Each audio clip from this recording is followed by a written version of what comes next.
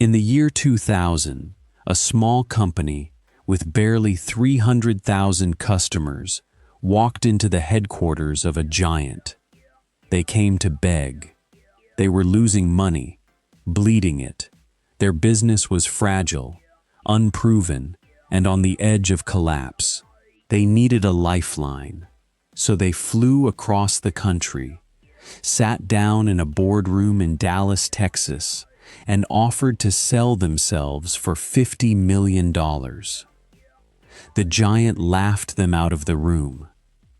That giant was Blockbuster, a company worth $5 billion, a company with 9,000 stores, a company so dominant that its name had become a verb.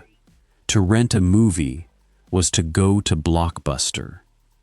The small company they laughed at was called Netflix. Today, Blockbuster is gone. Every store, every shelf, every blue and yellow sign, erased. And Netflix is worth more than $200 billion. The difference between those two fates was not luck. It was not timing. It was not technology. It was one decision, made in one room, by people who had everything to lose and could not see it. This is the story of how the most powerful company in home entertainment handed its empire to a competitor it could have bought for pocket change. This is not the story of a company that was beaten. This is the story of a company that killed itself. My name is unimportant. What matters is the body on the table. And today, the body on the table is Blockbuster. Let's begin the autopsy. To understand how Blockbuster died, you first have to understand how powerful it truly was. Because companies this size do not die from a single wound. They die from a single wound that no one believed could be fatal.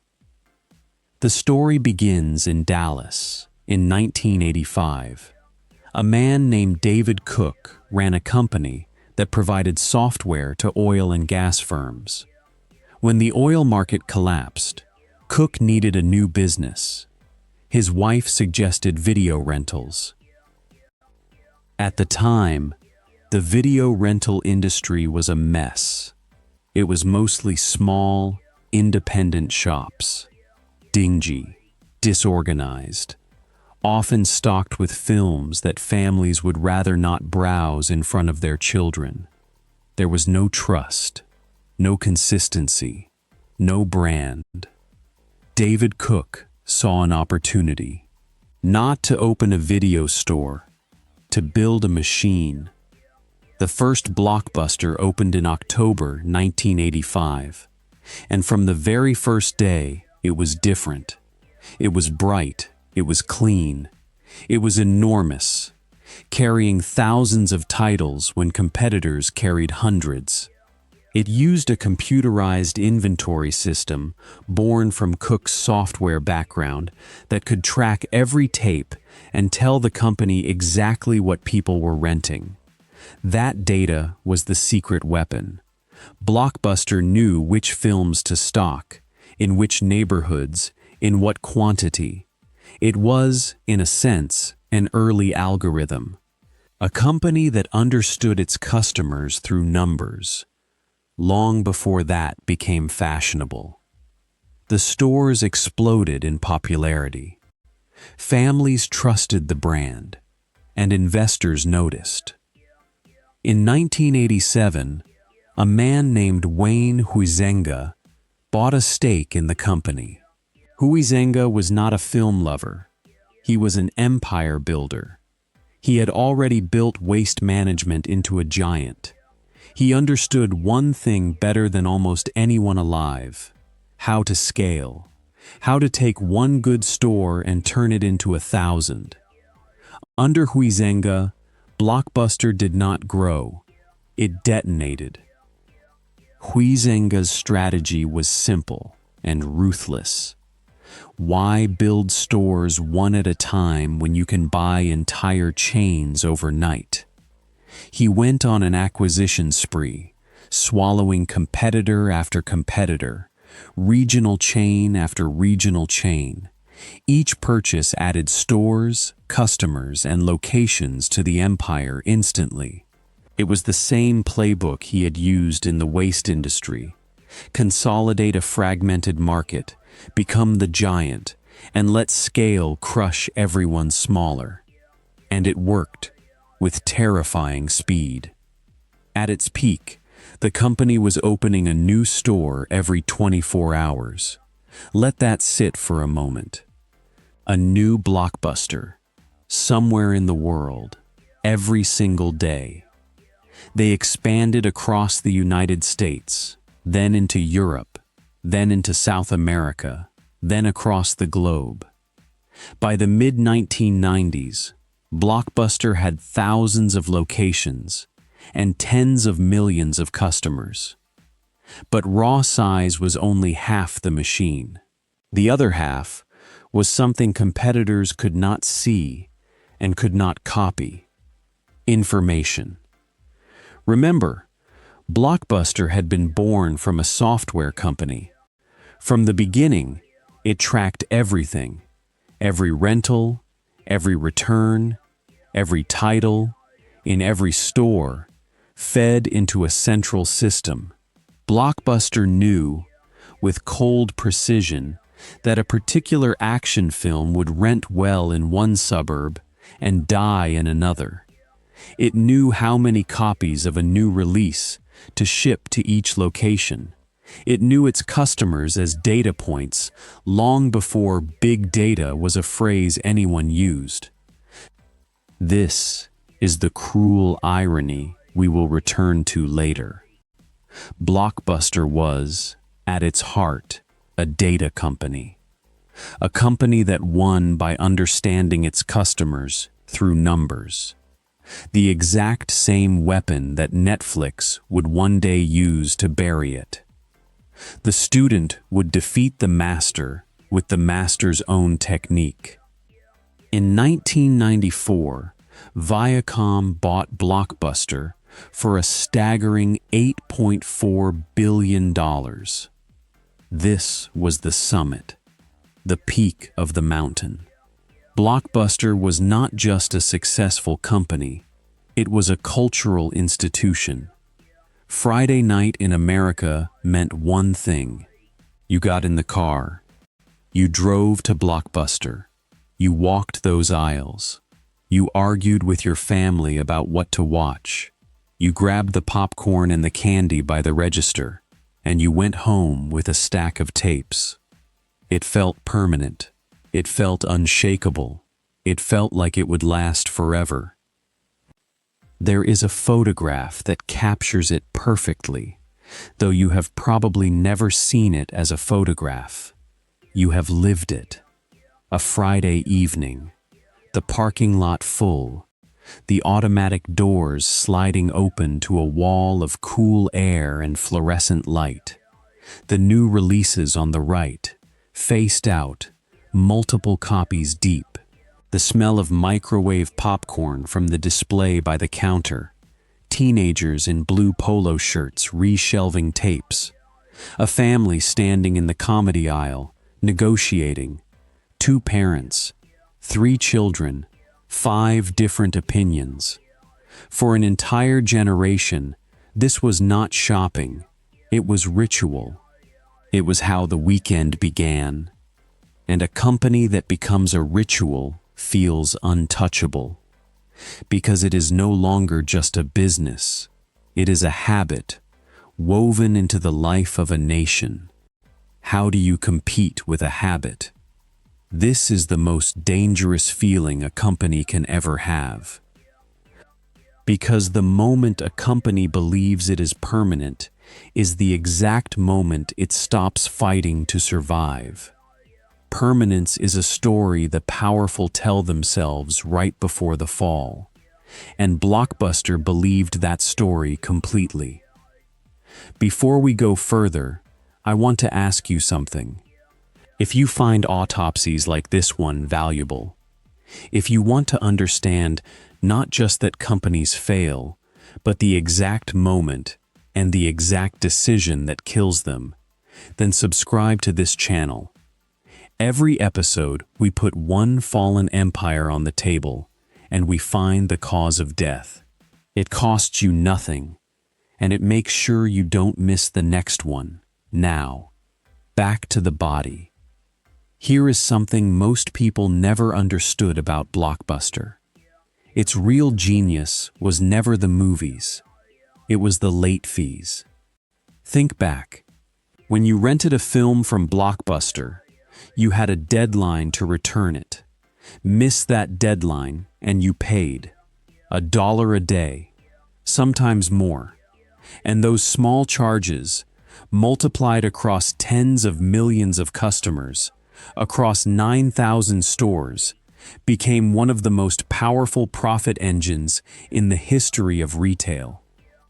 At its peak, late fees generated hundreds of millions of dollars per year for Blockbuster. By some estimates, late fees accounted for a significant share of the company's entire profit. Now think about what that means. Blockbuster did not make most of its money when you were happy. It made a huge portion of its money when you failed, when you forgot, when you were late, when you were frustrated. The company's profitability was built, in part, on customer pain. This is the kind of detail that seems clever in a boardroom and looks monstrous in hindsight. Because a business that profits from annoying its customers has created something dangerous. It has created a population of people who would leave the moment something better appeared. It had created demand for its own destruction. And somewhere in California, a man who had once been charged $40 in late fees for a copy of Apollo 13 was about to build exactly that. His name was Reed Hastings, and the company he built was designed, from its very first line of code, to do the one thing Blockbuster would never do: forgive you. There is a story Hastings has told for years about the birth of Netflix. He had rented a copy of Apollo 13.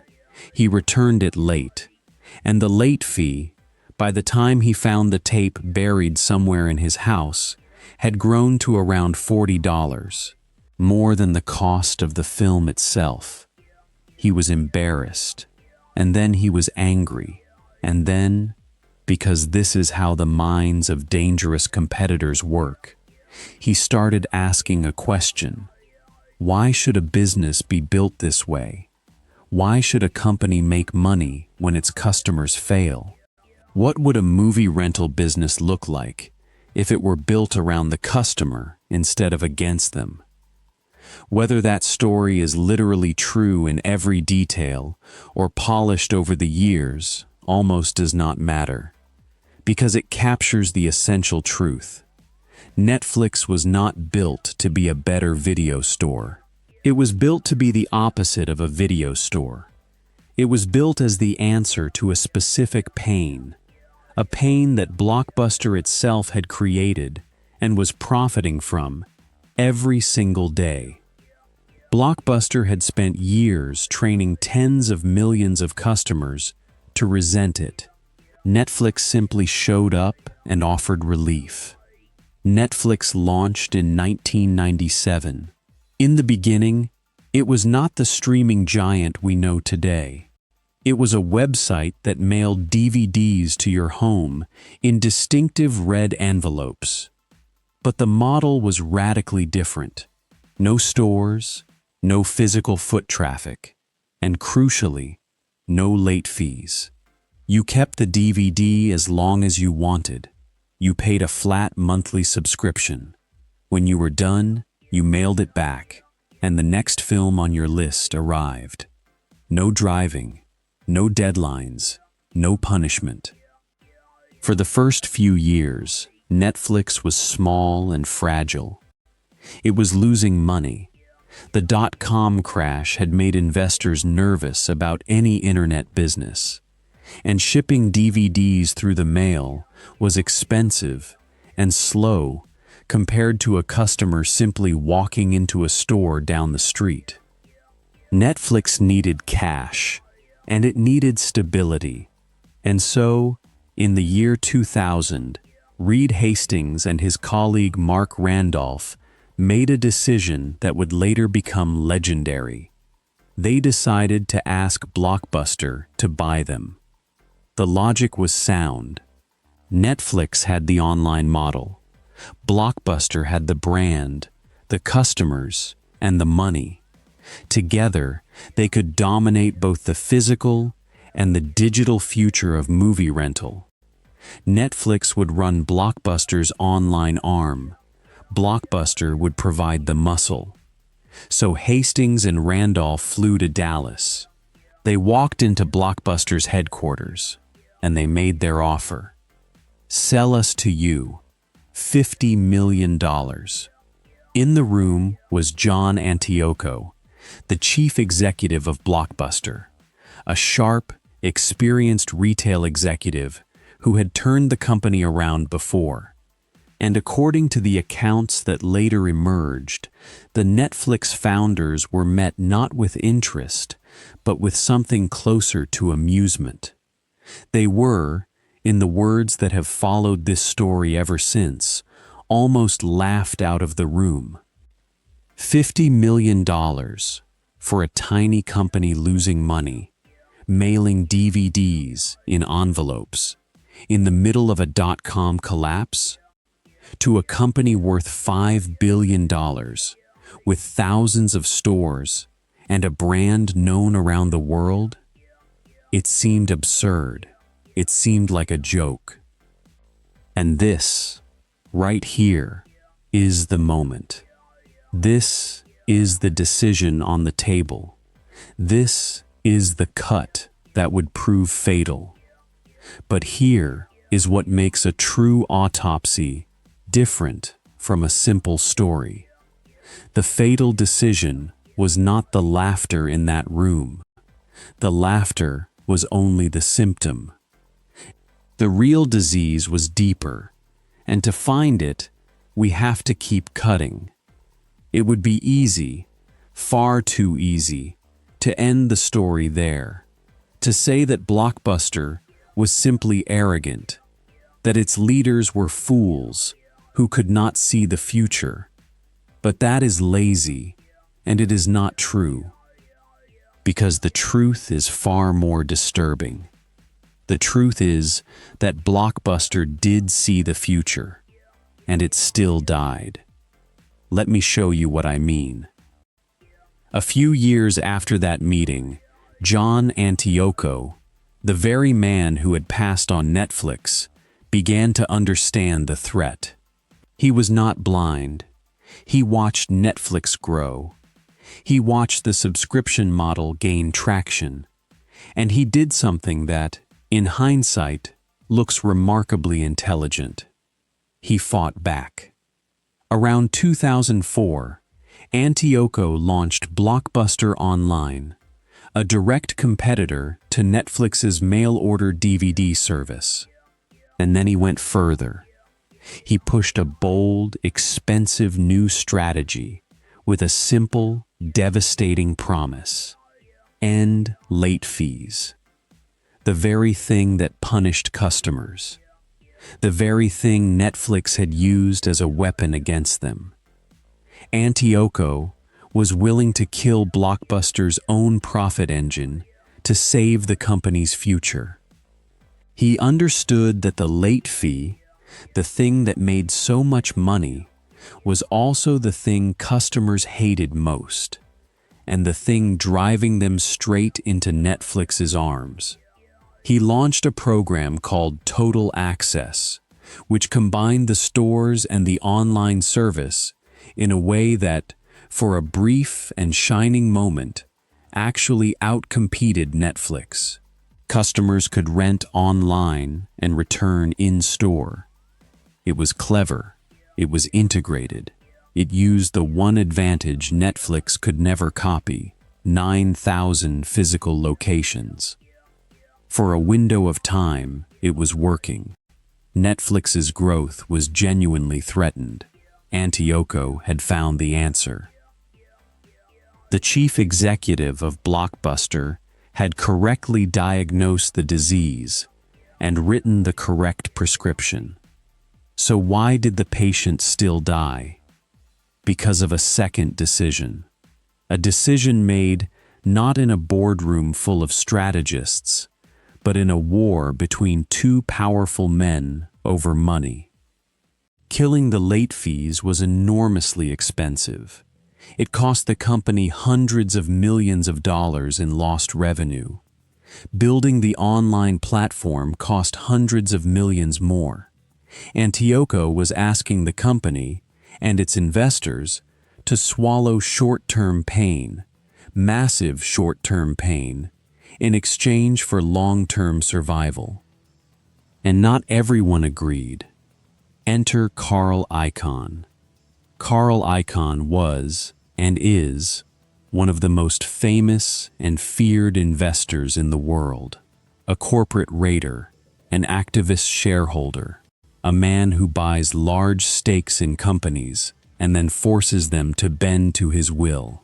By the mid-2000s, Icahn had become a major shareholder in Blockbuster, and he was furious. From Icahn's point of view, Antioco was burning money. The late fee program was destroying profits. The online investment was a cash furnace. The stock was suffering. And Icahn wanted returns. Now. What followed was a brutal, public power struggle between Antioco and Icahn over the direction and the soul of the company. They clashed over strategy. They clashed over spending. And eventually, famously, they clashed over Antioco's pay. The conflict became toxic. And in 2007, John Antioco, the man who had diagnosed the disease, the man whose strategy was actually beginning to work, left the company. His departure followed the bitter dispute with Icahn and the board, including a fight over his bonus.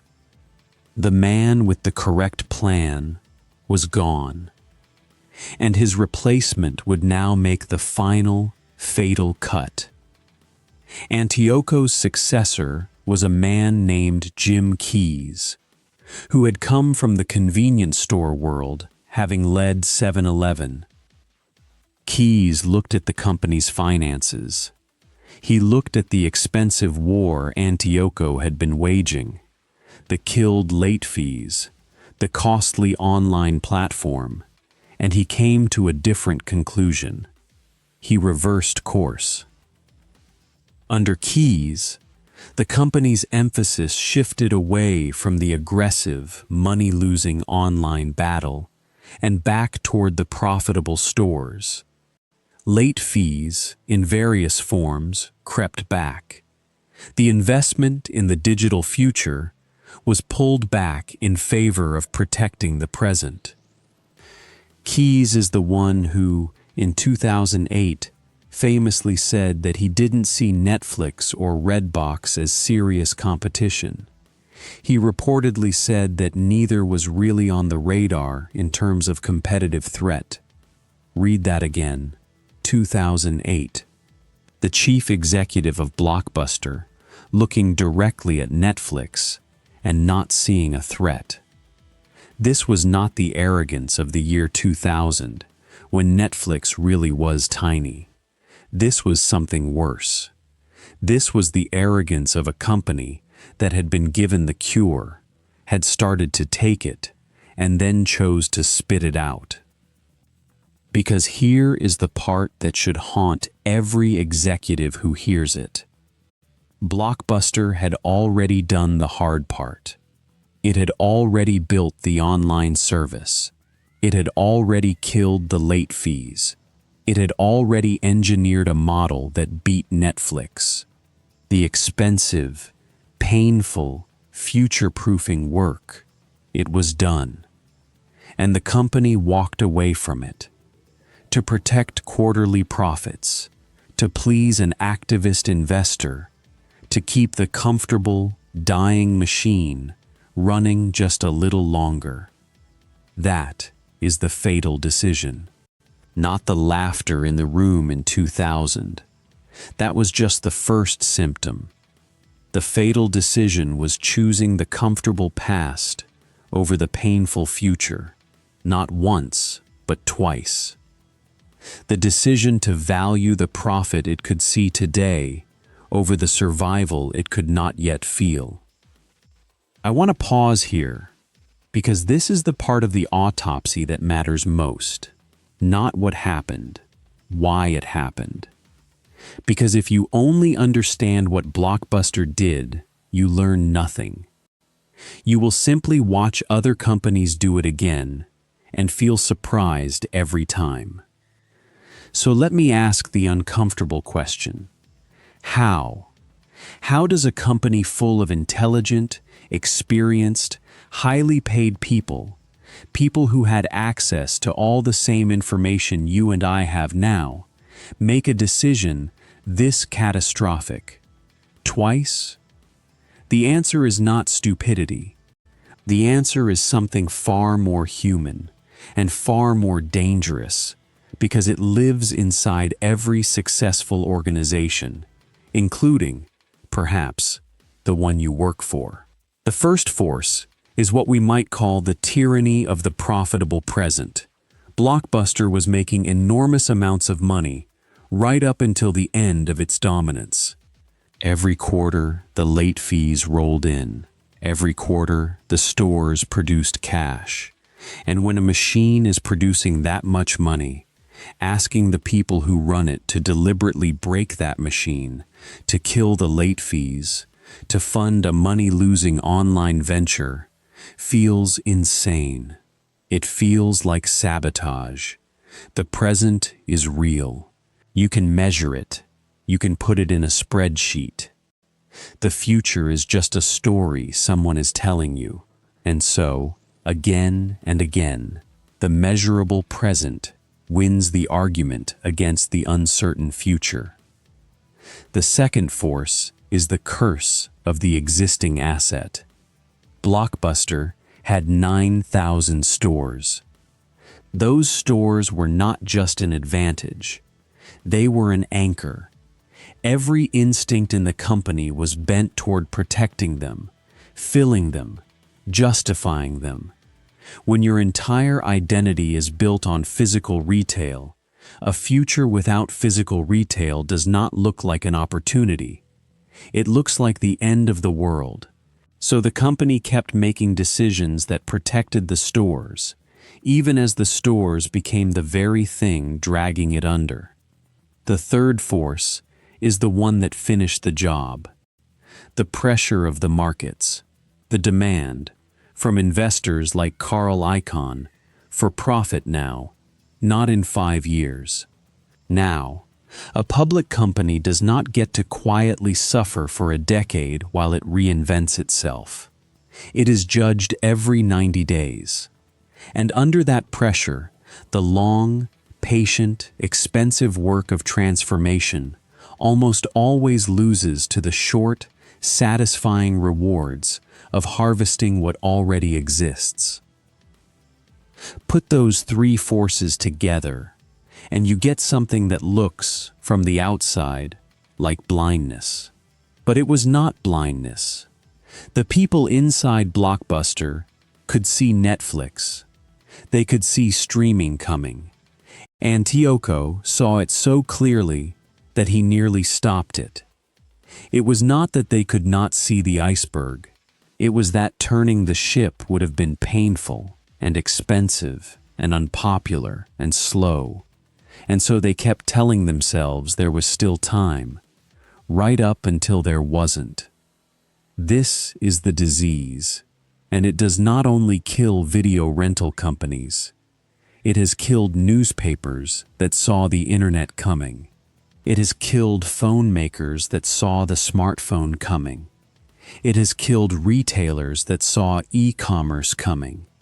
In every case, the victims were not ignorant. They were comfortable. And comfort, at the top of the mountain, is the most expensive feeling in the world. Now, let us watch the ship go down. Netflix, freed from the threat, kept growing. And then Netflix did something Blockbuster never recovered from. In 2007, it launched streaming. No DVDs, no envelopes, no mail, just films, instantly, over the internet. The ground shifted beneath the entire industry, and Blockbuster, having spent its energy retreating to its stores, was standing in exactly the wrong place when it happened. The debt the company carried, billions of dollars of it, became a noose. Without the profits to service that debt, and without a digital future to grow into, the company began to starve. The store opening machine went into reverse. Locations that had opened at a rate of 1 per day now began to close. First by the dozens, then by the hundreds, then by the thousands. And here the autopsy reveals something almost poetic in its cruelty. Every strength became a weakness. The 9,000 stores that had been Blockbuster's great advantage were now 9,000 leases, 9,000 electricity bills, 9,000 staff payrolls, a vast fixed cost, bleeding money in a world that no longer wanted to drive anywhere. The scale that had made the company unstoppable now made it impossible to stop. You cannot quickly shrink an empire built to only ever grow. The recession of 2008 made everything worse. Credit dried up. The debt loomed larger. Consumers tightened their spending. And the customers, one by one, discovered they no longer needed to drive anywhere on a Friday night. A red envelope arrived in the mail. And soon after that, they did not even need the envelope. The film simply appeared on the screen. There were last-minute attempts to save it. Talks, deals, restructurings, ideas. But by then the company was carrying too much debt, too many stores, and too little future. It was trying to sprint with an anchor chained to its leg. Every month that passed, the anchor got heavier. In 2010, Blockbuster filed for bankruptcy. The $5 billion empire. The company that opened a store every day. The brand that had become a verb. Its assets were eventually picked over and acquired by the satellite company Dish Network. The stores went dark. The signs came down. Today, of the thousands of Blockbuster stores that once blanketed the planet, a single one remains. One store, in Bend, Oregon, kept alive as a kind of museum, a monument, a gravestone with the lights still on. And Netflix, the company they laughed at, the company they could have owned for $50 million, went on to become one of the most valuable entertainment companies in the history of the world. The $50 million company they refused to buy is now worth more than $200 billion.